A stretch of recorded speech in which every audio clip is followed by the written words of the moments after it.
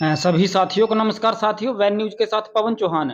सीधी और लाइव तस्वीरें आपकी मोबाइल स्क्रीन पर आ रही हैं और आज हमारी जो लाइव और बातचीत में यहाँ से जुड़ेंगे लक्ष्मीकांत शर्मा जी, जो एडवोकेट हैं और बेबाक बातचीत के माहिर, पूर्व कार्यकारिणी सदस्य हरियाणा प्रदेश कांग्रेस कमेटी।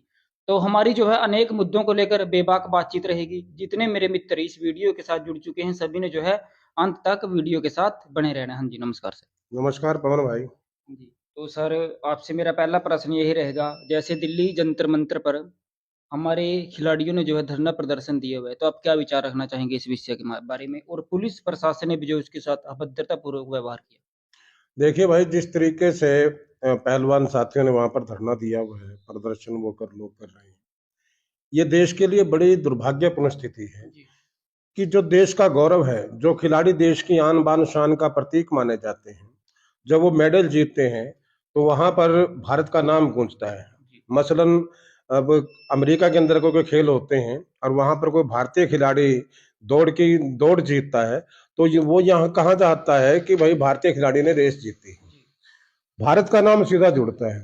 तो ऐसे माहौल में जो खिलाड़ी देश की आन बान शान का प्रतीक समझे जाते हैं, आज वो सड़कों पर अपने हक के लिए, जी जो देश की शान बढ़ाते हैं, वो अपने हक के लिए सड़कों पर बैठे हैं। और हक भी क्या उनका, वो न्याय की मांग कर रहे हैं। कुछ महिला खिलाड़ियों ने, जो संघ के अध्यक्ष हैं, इनके जो कुश्ती संघ है जी और इसका जो बृजभूषण सिंह जिसके अध्यक्ष हैं, उन पर आरोप लगे हैं कि वो यौन शोषण करते हैं या कुछ गलत हरकतें वो महिला खिलाड़ियों के साथ करते हैं। ये खिलाड़ियों ने आरोप लगाए हैं, पहलवानों ने आरोप लगाए हैं। होना तो ये चाहिए था कि सबसे पहले मुकदमा दर्ज किया जाता, जी बृजभूषण का इस्तीफा लिया जाता और उसके बाद इस सारे मामले की जांच की जाती। और फिर जैसे पहलवानों ने कहा है, मैं खुद वहां धरने पर गया हूं, एक दिन बैठा हूं वहां पर, पहलवानों ने वहां पर एक बात कही है कि हम ये नहीं कह रहे कि सिर्फ बृजभूषण के खिलाफ कार्रवाई की जाए, जी बल्कि हम ये चाहते हैं कि जो भी दोषी हो, अगर हम झूठे हैं, मतलब अगर पहलवान झूठे हैं तो पहलवानों के खिलाफ कार्रवाई हो, नहीं तो बृजभूषण के खिलाफ कार्रवाई होनी चाहिए। जी सरकार की मंशा यहां स्पष्ट हो जाती है कि बृजभूषण के खिलाफ ना कोई एक्शन लिया जाता जी है।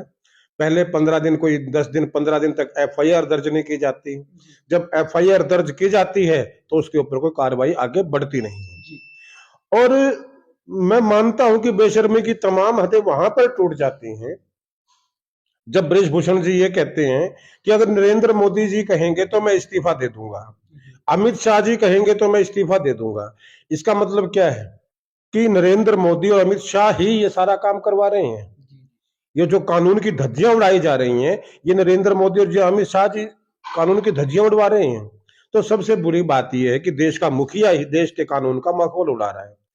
उसके ऊपर यह है कि कार्रवाई ना हो, एक अलग मामला है, फिर उनको वहां पर परेशान किया जाता है। देखिए, इस देश के अंदर लोकतंत्र है, जी कहने को आज लोकतंत्र है। बेशक कोई भी माहौल हो, कैसा भी माहौल हो, इस देश के हर नागरिक को स्वतंत्रता पूर्वक कहने की, अपनी बात कहने की आजादी है। कोई आंदोलन करने की आजादी है शांतिपूर्ण ढंग से, कोई भी प्रदर्शन करने की आजादी है। उसी कड़ी में पहलवान वहां पर बैठे हैं जंतर मंतर पर, लेकिन सरकार उनको वहां परेशान करते, कभी बिजली पानी काट देती है, जी कभी वहां उनको रहना मुश्किल कर देती है। और 2 दिन पहले तो हद ये हुई कि जब पुलिस का वहां पर लाठीचार्ज जी हुआ है, बिल्कुल। पहलवानों को चोटें भी आई है, पहलवानों को रोते भी देखा गया है। तो जिस तरीके से भारतीय जनता पार्टी इस मामले को डील कर रही है, हैंडल कर रही है, उसमें बड़ा साफ संकेत मिलता है कि भारतीय जनता पार्टी का एकमात्र उद्देश्य है अपराधियों को बचाना, जी अपराधियों को संरक्षण देना, या जितने भी बैड एलिमेंट्स हैं। वो कहते हैं ना कि सारी गंदगी कहाँ धुल जाती है, बोलो गंगा स्नान कर लो, सारी गंदगी धुल जाती है। जी जी तो भारतीय जनता पार्टी ने भी एक एजेंडा बनाया है कि कितना क्राइम करो, कितना ही भ्रष्टाचार करो, कितनी बेईमानी करो, कितनी गुंडागर्दी करो, बस भाजपा में शामिल हो जाओ जी तो आपके सारे पाप धुल जी। जाएंगे। लास्टली सर दूसरा प्रश्न आपसे पूछना चाहूंगा, जैसे माननीय मुख्यमंत्री जी जन संवाद रैली भी कर रहे हैं और समस्याओं का भी जो है सुन रहे हैं। पहले उन्होंने जो है शाहबाद के गांव नड़वी के अंदर अपना जन संवाद कार्यक्रम किया, फिर झंसा के अंदर उन्होंने अपना जन संवाद कार्यक्रम किया और अभी जो है ज्योतिसर के अंदर किया था। तो क्या विचार आप रखना चाहेंगे? देखिए, भारतीय जनता पार्टी का जो ये मामला है, ये जन संवाद का, समझ में ये नहीं आता कि किस बात का जन संवाद कर रहे हैं और किससे कर रहे हैं। जी जनसंवाद क्या इस तरीके से हुआ करता है जिस तरीके से मुख्यमंत्री कर रहे हैं। असल में ये भारतीय जनता पार्टी की एक बौखलाहट का परिणाम है कि राहुल गांधी जी ने भारत जोड़ो यात्रा की है। उस यात्रा की सफलता को देखते हुए भारतीय जनता पार्टी कहीं ना कहीं ये महसूस करती है कि देश की जनता आज जाग चुकी है। और जागने का कारण सिर्फ ये नहीं कि राहुल गांधी जी ने यात्रा की है, बल्कि राहुल गांधी ने नफरत पर मोहब्बत की जीत के लिए यात्रा की है। राहुल गांधी ने देश के युवाओं के रोजगार के लिए यात्रा की है। राहुल गांधी ने हर महिला को महंगाई से निजात दिलाने के लिए यात्रा की है। राहुल गांधी ने व्यापारियों को व्यापार ठीक तरीके से चले उसके लिए यात्रा की है। वो लोगों की अब बात समझ में आ चुकी है।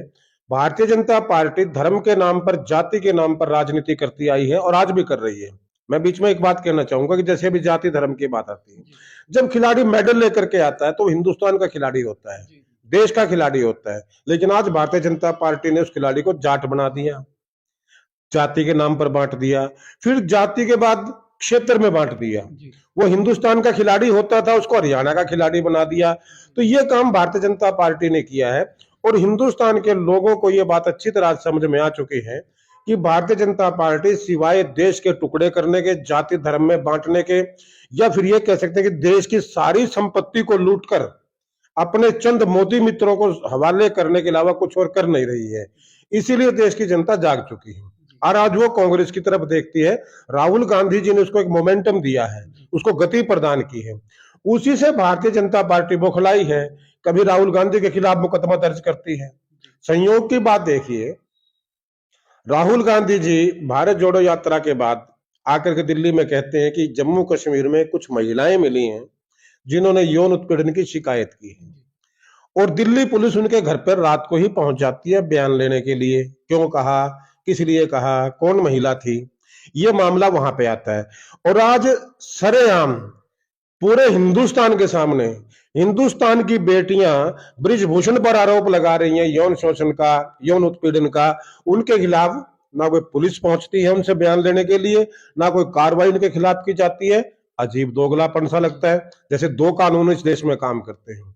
तो जो जनसंवाद का कार्यक्रम था, वो उस राहुल गांधी जी के कार्यक्रमों की सफलता को देखते हुए पूरे हिंदुस्तान में और हरियाणा में आज जिस तरीके से हरियाणा के अंदर एक लहर चली हुई है कि अगर आज चुनाव करवा लिया जाए तो भारतीय जनता पार्टी को एक सीट बचानी मुश्किल हो जाएगी। उन्हीं को देखते हुए मुख्यमंत्री ने एक प्लान बनाया, क्योंकि इनके विधायक सांसद तो अब हल्के में जाने के काबिल है नहीं, ये तो सबको पता है। तो मुख्यमंत्री ने सोचा चलो यार मैं ही निकल के चलता हूं। तो जनसंवाद का एक कार्यक्रम बनाया गया, लेकिन उसमें भी जैसे मोदी जी अपनी बात करते हैं ना कि मन की बात, मोदी जी अपनी बात सुनाते हैं, खट्टर साहब अपनी बात सुनाकर चले गए। लोगों की समस्याएं क्या थी, लोगों ने कहा क्या है, ये किसी को कुछ पता ही नहीं है। जिस व्यक्ति ने बोलने की कोशिश की है उसको धमकाकर बैठा दिया गया है। अमीन का एक वीडियो में देख रहा था, वहां पर कोई व्यक्ति अपनी बात कहना चाह रहा है स्वतंत्रता सेनानियों के बारे में, उनको कहा जाता है कि बैठ जाओ बैठ जाओ। ज्योतिषर का भी एक ऐसे ही मामला आया है। और कई गांव में, मेरे गांव की मैं बताता हूँ कि मेरे गांव में तो कार्यक्रम ही नहीं होने दिया गया। पहले मेरे गांव को चुना गया था इस काम के लिए, लेकिन गांव के लोगों ने कहा ना भैया, हमें आपके संवाद की जरूरत नहीं है। तो आज भारतीय जनता पार्टी कितने संवाद कर ले, कितना ही कुछ कर ले, लेकिन इसके घोटाले और जो कांड ये कर रहे हैं वो सब जनता के सामने एक एक करके आ रहे हैं। और आने वाले चुनाव में निश्चित तौर पर इनका सफाया होगा, ना संवाद से कुछ बनेगा और ना किसी बात से कुछ बनेगा। देखिए सर, एक मुद्दे पर आपसे बात करना चाहूंगा। यदि हम महंगाई की बात करें, महंगाई का सीधा प्रभाव जो है आम जन की जेब पर पड़ता है, तो क्या विचार आप रखना चाहेंगे? महंगाई का साहब बिल्कुल देश को तबाह कर दिया, बर्बाद कर दिया। पेट्रोल, डीजल और गैस सबसे एसेंशियल एलिमेंट्स में आते हैं, सबसे पहले जिनकी जरूरत पड़ती है। भोजन किसी भी इंसान के लिए सबसे पहले है। इन लोगों ने लोगों का ध्यान डाइवर्ट कर दिया किसी और, मैं उस चीज का नाम लेना नहीं चाहूंगा क्योंकि फिर वो विवाद का विषय बन जाता है। लेकिन मेरा यह मानना है कि मैं जिंदा रहूंगा तभी मंदिर जा पाऊंगा, जिंदा रहूंगा तभी मैं पूजा पाठ कर पाऊंगा, जिंदा रहूंगा तभी मैं कुछ काम कर पाऊंगा। और जिंदा कैसे रहूंगा, जब मेरे पेट में रोटी होगी, पेट में अनाज का दाना जाएगा। लेकिन भारतीय जनता पार्टी की सरकार ने लोगों का मुंह से निवाला छीनने का काम किया है। पेट्रोल डीजल के दाम आज मेरे बताने की जरूरत नहीं है, मैं तो रोज गीत गाता हूं। लेकिन वो लोग न जाने कहां है, वो आधे था, एक बाबा था जिसकी एक आंख आती थी और एक पूरी थी, एक अन्ना हजारे था, बुजुर्ग था, मतलब शर्म भी नहीं आती इन लोगों को। वो अन्ना हजारे आज पता नहीं कहाँ है, जो जाकर के लेट गए थे कि हम तो 30 रुपए डीजल करेंगे, 40 रुपए पेट्रोल करेंगे, 200 रुपए का सिलेंडर देंगे। आज वो लोग पूरे हिंदुस्तान के परिदृश्य में नहीं है, और बेशर्मी फिर वहीं आ जाते हैं इन लोगों की। कितने तो इनको कहें कि रामदेव से आप जैसे भाई ने एक सवाल कर लिया कि साहब आपने तो ये कहा था कि पेट्रोल डीजल रेट इतने होगा, कब होगा? तो रामदेव ने ऑन कैमरा जवाब दिया था कि कहा था नहीं होगा, मेरी पूछ पाड़ ले। तो इतनी हद दर्जे की बेशर्मी इन लोगों के अंदर आ चुकी है। तो लोग अच्छी तरह समझ चुके हैं, महंगाई ने तबाही मचाई हुई है, खाने के लाले आम आदमी को पड़े हुए हैं, युवाओं के पास रोजगार नहीं है, गृहिणी के पास पूरा बजट नहीं है, व्यापारी के पास काम नहीं है, दुकानदार खाली बैठे। पूरे हिंदुस्तान को अगर मैं 2 लाइन में कहूं कि नरेंद्र मोदी का सिर्फ एक एजेंडा है कि पूरे हिंदुस्तान की संपत्ति को किसी भी तरीके से खाली करवा के हड़प करके अंबानी और अडानी के हवाले करना है। इनका लालच क्या है वो मैं नहीं जानता। कल को लोग पूछते हैं साहब वो तो बिन बच्चे का आदमी है, बिन परिवार का आदमी है। तो ये सभी कहीं नहीं लिखा हुआ भाई कि जो जिसके बीवी बच्चे नहीं होते वो वही ईमानदार होगा और बीवी बच्चे वाले बेईमान होंगे, ऐसा कहीं नहीं लिखा। लेकिन ये तय है कि कहीं ना कहीं भारतीय जनता पार्टी की जो सरकार है वो अंबानी और अडानी के एजेंडे पर काम कर रही है, और उसी कड़ी में हिंदुस्तान के नौजवान को यहां काम देने की बजाय बाहर विदेशों में जाने के लिए मजबूर किया जा रहा है, ताकि हिंदुस्तान का जो युवा है वो बाहर चला जाए, उनकी जमीनें यहाँ खाली पड़े रहे, और बाद में अंबानी अडानी ये जो कंपनियां बनाई हुई हैं वो किसी तरीके से उस जमीन पर उसको कैप्चर करें और अपना काम धंधा करें। जी। देखिए सर, जैसे कर्नाटक में भी चुनाव हैं, तो क्या विचार आप कर्नाटक चुनाव के बारे में रखना चाहेंगे? और जैसे बजरंगबली की मूर्ति जी का अपमान भी किया गया। देखिए कर्नाटक चुनाव का मामला बड़ा सीधा सा है भाई। कांग्रेस 101% वहां पर सरकार बना रही है और भारी बहुमत के साथ सरकार बना रही है। भारतीय जनता पार्टी कुछ टिकड़मबाजी कर ले, जितना जोर लगा सकता है नरेंद्र मोदी जी लगा ले, गली गली घूम ले, रोड शो कर ले, जो कर सकता है नरेंद्र मोदी सहित पूरी भारतीय जनता पार्टी कर ले। लेकिन कर्नाटक के लोगों का मन अब बन चुका है, कर्नाटक के लोगों का नहीं, पूरे हिंदुस्तान का मन बन चुका है। उनको समझ में आ चुकी है कि इस देश के आम आदमी के लिए अगर कोई सोच सकता है, कोई भला कर सकता है, वो कांग्रेस पार्टी है।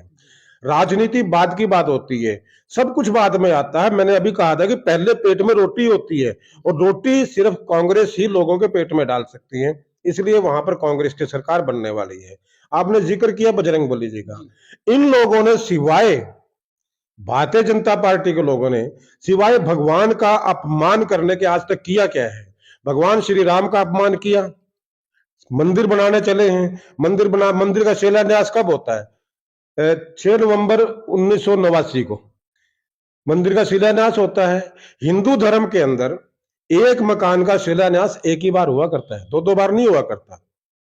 वहां पर मंदिर राजीव गांधी जी ने बनवाना शुरू कर दिया था जब वहां पर रामलला के दर्शन शुरू करवाए थे। उसके बाद शिलान्यास होता है 6 नवंबर 1989 को। ये ठीक है कि कांग्रेस मंदिर की राजनीति नहीं करती, राजीव गांधी जी वहां नहीं गए, लेकिन मंदिर का निर्माण कार्य जो उसका था शिलान्यास था वो हो गया था। नरेंद्र मोदी जी ने सिर्फ राजनीतिक लाभ लेने के लिए 5 अगस्त 2020 को शायद दोबारा शिलान्यास किया। कहीं सुना है आज तक किसी भाई ने कि 2 बार शिलान्यास होता है एक चीज का? ये लोग करते हैं। फिर जब उस मंदिर के चित्र सामने आते हैं तो वहां पर एक दृश्य, एक जो चीज है, फोटो मेरे सामने आज शायद पड़ी हो, अब भी हो मेरे पास वो, कि नरेंद्र मोदी जी भगवान श्री राम की उंगली पकड़ के उसको मंदिर के अंदर लेके जा रहे हैं। कि नरेंद्र मोदी इतने बड़े हो गए कि भगवान राम को रहने के लिए जगह वो दे रहे हैं। आज इन्होंने देखा कि राम के नाम पे तो वोट अब साहब मिलती नहीं है, लोगों को पता चल चुका है, अब बजरंगबली जी को उठा लिया। मुझे 2017 के वाकया का, चुनाव का, यूपी का याद है, जब योगी आदित्यनाथ ने भगवान बजरंगबली को दलित बता दिया था। वो भगवान की कोई जाति होती है क्या? भगवान का धर्म होता है क्या? भगवान भगवान होता है।